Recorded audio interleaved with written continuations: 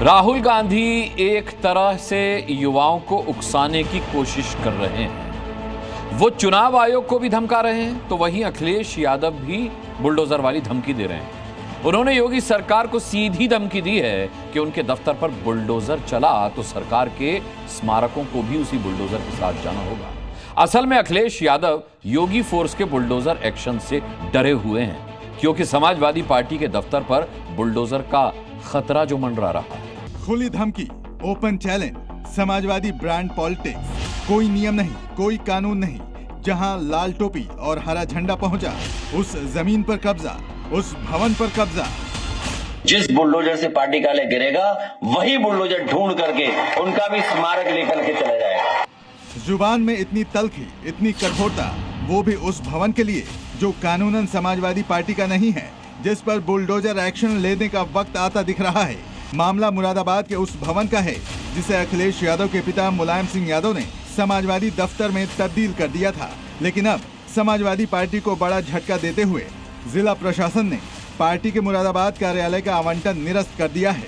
प्रशासन ने आदेश जारी कर समाजवादी पार्टी को भवन खाली करने के लिए 2 हफ्ते का नोटिस भेजा है। नोटिस के अनुसार समय सीमा पूरी होने के बाद भवन पर नगर निगम का कब्जा होगा। अखिलेश यादव जानते हैं कि योगी का कानूनी कोड़ा सीधे कब्जा नहीं करता, पहले बुलडोजर चलाकर जमीन को समतल करता है, उसके बाद उस पर नया निर्माण होता है। इसीलिए अखिलेश यादव भड़के हुए हैं। जिस बुलडोजर से पार्टी कार्यालय गिरेगा, वही बुलडोजर ढूंढ करके उनका भी स्मारक लेकर के चला जाएगा। क्लियर, कोई उसमें कंफ्यूजन नहीं है। हमें कोई कंफ्यूजन नहीं है। समाजवादी पार्टी का कार्यालय गिराओगे अगर आपने बहुतों के घर गिराए हैं, मुसलमान भाइयों के घर गिराए हैं, यादव भाइयों के घर गिराए हैं, बहुत सारे हमारे ब्राह्मण भाइयों के घर गिरे हैं। क्या कर रही होगी सोचो। कोस नहीं रही होगी, श्राप दे रही होगी ऊपर बैठ करके। ये भवन 13 जुलाई 1994 को समाजवादी पार्टी के तत्कालीन राष्ट्रीय अध्यक्ष मुलायम सिंह यादव के नाम पर मात्र 250 रुपए मासिक किराए पर आवंटित किया गया था।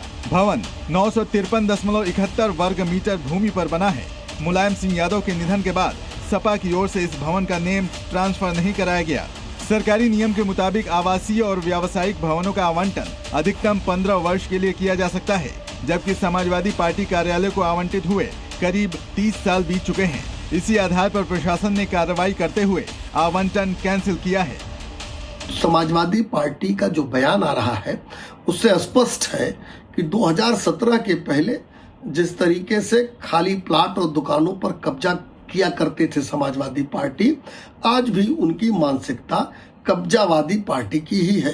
लेकिन उत्तर प्रदेश में कानून और संविधान का राज है। अगर भारतीय जनता पार्टी हमारे दफ्तर को गिराकर वो समझ रही कि वो सुख चैन से बैठ जाएगी, तो आरएसएस बीजेपी के जितने बड़े नेताओं के अनऑथराइज बिल्डिंगें खड़ी हैं पूरे उत्तर प्रदेश में, हम बहुत कुछ कहना नहीं चाहते हैं कि क्या होगा। बुलडोजर का मुंह गोरखपुर जाएगा कि बुलडोजर का मुंह बीजेपी और आरएसएस के उन दफ्तरों की तरफ जाएगा।